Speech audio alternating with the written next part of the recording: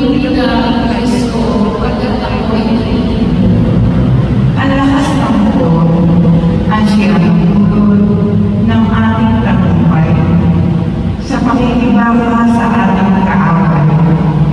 Aming